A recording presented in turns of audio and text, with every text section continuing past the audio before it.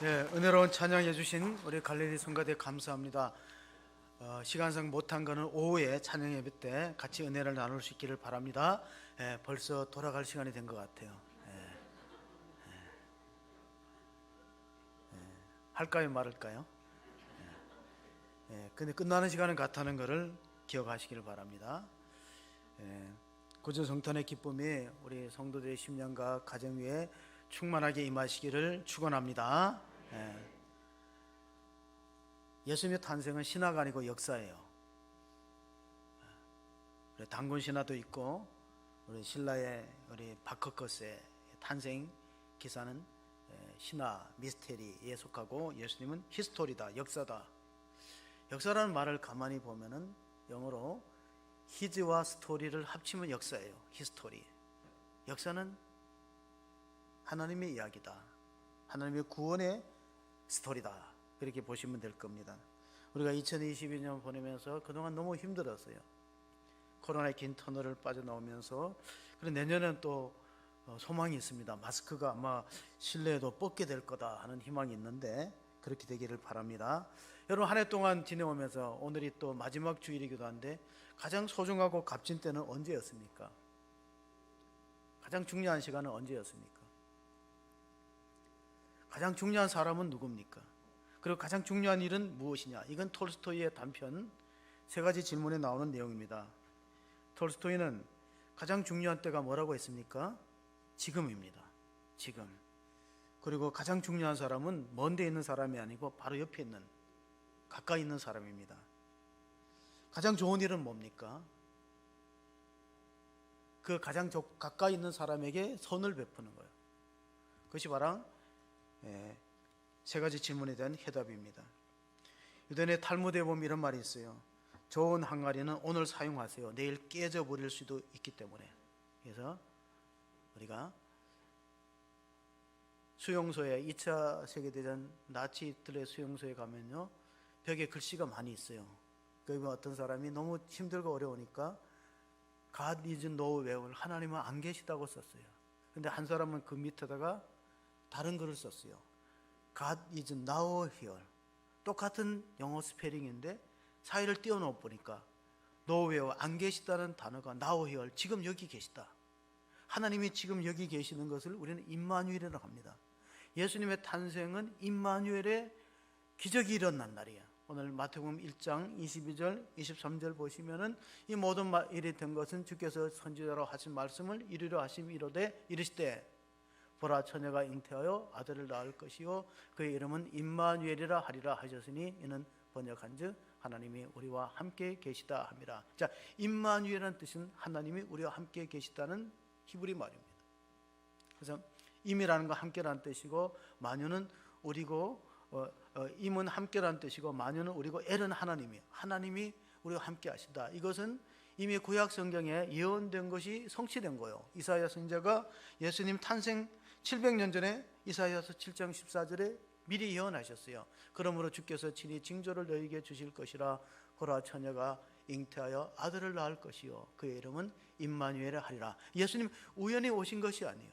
이미 아마 선지자들이 구약에 예언된 분이 이 동정녀를 통해서 처녀의 몸에서 잉태하신 것이 바로 성탄절이고, 또한 예수님이 이름의 뜻은 임마누엘에만 있는 게 아니라 예수라는 이름의 뜻은 무엇입니까? 우리가 마태복음 1장 21절 보면 예수라는 이름의 뜻은 이렇습니다.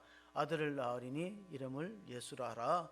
이는 그가 자기 백성을 그들의 죄에서 구원할 셈이자. 자, 그리스도에게는 두 가지 이름이 있는데 하나는 예수라는 이름하고 자연적인 이름이고 또 하나는 우리가 임마누엘의 이름이 있습니다. 예수님이 이 땅에 오신 이유는 무엇입니까? 우리를 죄에서 건지고 하나님과 함께하는 천국으로 인도하기 위한 하나님의 거룩한 뜻이 바로 성탄절에 이루어진 것입니다. 예수님의 출생에 대해서는 미가 선지자가 벌써 베들레헴 땅에서 태어날 것을 예언하셨어요. 베들레헴 에브라다야, 너는 유다 족속 중에서 작을지라도 이스라엘을 다스릴 자가 내게서 내게로 나올 것이라. 그의 근본은 상고에 영원에 있느니라. 자, 베들레헴은 예루살렘에서 남쪽으로 10km 떨어진 작은 고을입니다. 왜 예루살렘에서 예수님이 태어나지 않고 서울에서 태어나지 않고 이렇게 작은 도시에서 태어났느냐? 그건 이미 아마 구약 성경에 예언된 대로 성취된 것입니다. 베들레헴에서 탄생하시고 지금도 예수님이 태어났던 장소에 교회가 있는데, 탄생교회가 있는데 문이 상당히 낮습니다. 문 높이가 1m 20에 불과해요. 거기는 왕이라도 고개를 숙여야만 들어갈 수 있어요. 예수님을 만나기 위해서, 아기 예수를 만나기 위해서는 아무리 높은 사람도 그 고개를 숙이고 머리를 숙여야 1m 20의 작은 문으로 오스만 터키 시대에 문턱을 놔두었어요. 그래서 누구나 아기 예수를 만나려면 겸손해야 된다. 예수님은 이 땅에 겸손의 왕으로 오셨어요. 나귀를 타시고 예루살렘 성에 입성하시고, 또 빌립보서 2장 6절에 보면 그는 근본 하나님의 본체시나 하나님과 동등됨을 취할 것으로 여기지 아니하시고, 콘스탄틴 황제가 니케아 공의라는 교회 회의를 소집했어요. 그때 가장 중요한 주제가 이 빌립보서 6장에 그는 근본 하나님의 본체시나, 이걸 호모이 우시아스라고 이렇게 그리스 말로 해석하는가, 아니면 호모 우시우스로 번역하느냐. 그 말의 뜻이 뭐냐면은 예수님은 하나님과 비슷한 분이냐 하나님 자체이냐는 논쟁이 있었어요. 그래 아리우스라는 사람들은, 아리우스주의를 따르는 사람들은 예수님은 하나님과 비슷한 하나님의 아들이고 하나님과 비슷한 분이라 유사 본질을 주장할 때 아다나이치우스는 아니다. 그건 성경의 가르침이 아니다. 예수님은 하나님과 같은 분이다. 동일 본질이라. 그래서 그것이 이제 초대교회 니케아 공의의 결론으로 났던 것입니다. 또한 예수님은 평화의 왕으로 오셨습니다. 우리가 새벽에 읽을 말씀 가운데 목자들에게 천사들이 찬송해 주기를, 지극히 높은 곳에서는 하나님께 영광이요 땅에서는 기뻐하심을 입은 사람들 중에 평화로다. 평화가 절실한 때입니다. 과거 1차 세계대전 때는 크리스마스 때 휴전한 적이 있어요. 독일과 영국이 병사들이 총을 내려놓고 크리스마스 선물, 담배나 초콜릿을 서로 나누고, 심지어는 영국군하고 독일군이 축구 시합도 했다는 기록이 있어요. 1차 세계대전 때는 이렇게 크리스마스에는 우리가 전쟁하지 말자, 평화의 왕으로 오신 주님 앞에 휴전하자. 그래서 신정 때까지 전쟁이 그친 적도 있지만 지금은 그렇지 않아요. 지금은 러시아가 우크라이나를 개전한 300일이 지났어요. 지금 오늘 헤르손 지역에 보니까 공습이 있어서 많은 사람 죽었다는 슬픈 소식이 있어요. 평화가 영원한 시대입니다. 그러나 주님은 자신을 화목제로, 평화를 이루기 위해서 화목제로 드렸어요. 요한일서 4장 10절에 보시면은, 사랑은 여기 있으니 우리가 하나님을 사랑한 것이 아니요 하나님이 우리를 사랑하사 우리 죄를 속하기 위하여 화목제물로 그 아들을 보내셨습니다.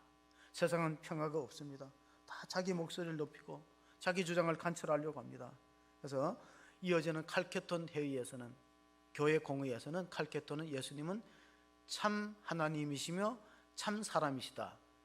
그래야 우리를 위해서 화목제물이 될 수 있습니다. 하나님으로만 계시면 우리 속죄가 이루어지지 않습니다. 또 예수님이 인간성만 가지고 태어났다면 우리와 똑같은 원죄 아래에 있기 때문에 우리 죄를 속죄 못합니다. 하나님은 하나님이면서 동시에 완전한 사람으로서 중보자가 되시고 화목제물이 되어 주셨습니다. 마지막으로 예수님은 섬김의 왕으로 오셨습니다. 자, 예수님은 만왕의 왕 만주이신데 겸손의 왕으로 왔고 평화의 왕으로 왔고 마지막은 섬기려고 오셨어요. 마가복음 10장 45절에 인자가 오신 것은 섬김을 받으려 함이 아니요 도리어 섬기려 하고 자기 목숨을 많은 사람의 대속물로 주려 함이니라. 세상 사람들은 다 섬김을 받으려고 합니다. 유교는 섬기는, 높은 사람이 섬김을 받는 종교가 유교입니다. 그래서 유교는 마치 제사집 분위기가 나고, 불교는 초상집, 향을 피우니까 초상집 분위기가 나는데, 기독교는 잔치집 같아. 기독교는 축제입니다. 여러분, 크리스마스는 그리스도를 예배한다는 뜻이 크리스마스, 마스는 미사라는 천주교 단어에서 왔습니다. 용어에서. 크리스마스는 그리스도에게 예배하는 날인데, 오히려 교회에서 성탄의 기쁨을 세상에 뺏긴 것 같아요. 세상에는 이렇게 캐롤이 울리고 장식이 잘 되어 있는데 우리가 오히려 가장 소중한 선물, 성탄의 선물을 잃어버리지 않는가. 성탄은 어떤 날입니까? 하나님이 독생자를 우리를 위해서 내어주신 날이에요. 우리가 잘 아는, 가장 좋아하는 성경 가운데 요한복음 3장 16절의 말씀이 있습니다. 잘 아시는 말씀입니다. 하나님이 세상을 이처럼 사랑하사 독생자를 주셨으니 이는 그를 믿는 자마다 멸망하지 않고 영생을 얻게 하려 하심이라. 하나님이 그 아들을 보내시면 17절에 우리를 심판하려고 하는 거예요. 세상을 심판하라 함이 아니라 그런 말만 세상의 구원을 받게 하려면. 그래서 예수님이라는 이름의 뜻은 우리로 번역하면 구원이에요. 임마누엘은 동행입니다. 하나님이 우리와 동행하기 위해서. 마틴 루터라는 종교개혁자는 이런 말을 했어요. 예수님이 태어났을 때 말구유에, 그 천한 말구유에 태어났듯이 교회는 예수님이 머리가 되시는데 교회가 부족하다, 교회가 허물이 있다고 교회를 버리는 것은 마치 목욕물에 아이를 씻겨서 아이와 목욕물을 함께 버리는 것 같아요. 말구유에 예수님이 있어요. 그런데 말구유가 지저분하다고 던져버리면 예수님이 함께 쫓겨나는 형상이 되기 때문에 마치 어린아이를 목욕하고 목욕물이 더러워졌다고 버리는 것은 교회가 깨끗하지 못하다고, 교회가 부족이 있다고 예수님을 같이 버리는 것 같이 교회를 떠나는 것을 그렇게 지적을 했습니다. 우리는 이 성탄절에 가져야 할 신앙이 뭡니까? 첫째는 마태복음을 보면 임마누엘이라는 단어가 1절에 나옵니다.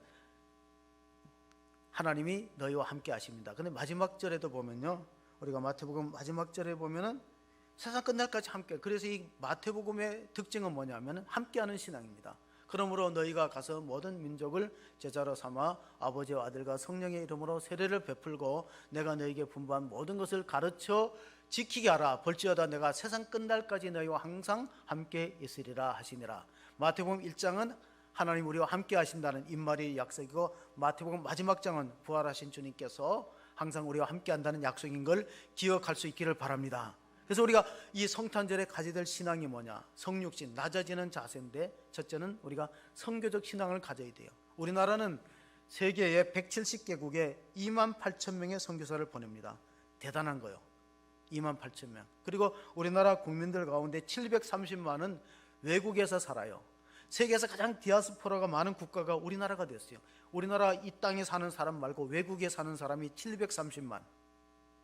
그리고 선교사도 28,000명을 보내고 170개국에 보내고 있습니다. 선교신앙이 있어야 됩니다. 더군다나 선교는 순교란 말이 있습니다. 선교는 피를 흘려서 전도가 되는 거예요. 피 흘리지 않고는 전도 열매가 없기 때문에 우리가 이 성탄절에 성육신의 자세를 갖기 위해서는 선교신앙과 순교신앙이 필요하고, 마지막은 부활신앙이 있어야 됩니다. 우리가 세례를 받을 때 물속에 들어갔다는 건 예수님과 함께 죽었다는 거예요. 물에서 떠올랐다는 것은 다시 살아났던 부활의 뜻입니다. 1889년도에 언더우드 선교사가 4월 27일 날 세례 문답을 받은 100명 가운데 회개의 증거가 확실한 사람 30명을 데리고 압록강에 가서 세례를 베풀었어요. 왜? 그때는 국법으로 우리나라 땅에서는 세례를 줄 수가 없어요. 그래서 언더우드 선교사가 성경을 가르치고 예배를 인도하다 성도들이 세례 받고 싶어요. 우리 세례 좀 주세요. 세례 받으면 당신들 목숨 잃어버려. 그럼 어떻게 하냐고. 100명을 세례 교육을 시키고 30명을 엄선해갖고 압록강 국경지대에 가서 강이 북쪽 지역, 중국 지역과 한국이 있는 그 사이에서 세례를 베풀었다는 기록이 있습니다. 그래서 우리는 부활신앙을 가져야 됩니다. 부활이 뭡니까? 예수님과 함께 다시 살아나는 거예요. 그래서 우리가 이 성육신, 성탄절, 성육신은 성탄절의 기적이 성육신이고 하나님이 인간이 되신 놀라운 기적이고, 그 성탄절에 우리에게 가져야 될 세 가지 신앙이 뭐냐? 선교신앙, 순교신앙, 부활신앙으로 무장하는 성도가 되시기를 주님의 이름으로 축복합니다. 아멘. 하나님 감사합니다. 2022년 성탄절 하나님 성례식을 베풀고 하나님 말씀을 나누었습니다. 그리스도께서 우리 죄를 위해 십자가를 죽으시고 3일 만에 부활하여서 영원한 소망을 주셨습니다. 그 영생의 약속을 믿고 전하고 우리가 그 말씀을 따라서 살아가는 복된 성도가 되게 하여 주시고 한 해 동안 지켜주심을 감사하며 하나님께 영광 돌리는 신앙생활 되게 하여 주시옵소서. 우리의 믿음이 성육신의 자세를 본받아서 주님을 본받아서 선교의 신앙, 순교의 신앙, 부활의 신앙이 될 수 있도록 축복하여 주시옵소서. 우리 구주 예수 그리스도의 이름으로 기도합나이다. 아멘.